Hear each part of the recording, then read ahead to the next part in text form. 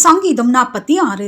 தேவன் நமக்கு அடைக்கலமும் பெலனும் ஆபத்து காலத்தில் அனுகூலமான துணையுமானவர். ஆகையால் பூமி நிலை மாறினாலும் மலைகள் நடு சமுத்திரத்தில் சாய்ந்து போனாலும் அதன் ஜலங்கள் கொந்தளித்து பொங்கி அதன் பெருக்கினால் பர்வதங்கள் அதிர்ந்தாலும் நாம் பயப்படும். ஒரு நதியுண்டு, அதன் நீர்க்கால்கள் தேவனுடைய நகரத்தையும் உன்னதமானவர் வாசம் பண்ணும் பரிசுத்த ஸ்தலத்தையும் சந்தோஷிப்பிக்கும். தேவன் அதன் நடுவில் இருக்கிறார், அது அசையாது. அதிகாலையிலே தேவன் அதற்கு சகாயம் பண்ணுவார்.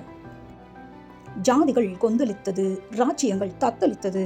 அவர் தமது சத்தத்தை முழங்க பண்ணினார், பூமி உருகி போயிற்று.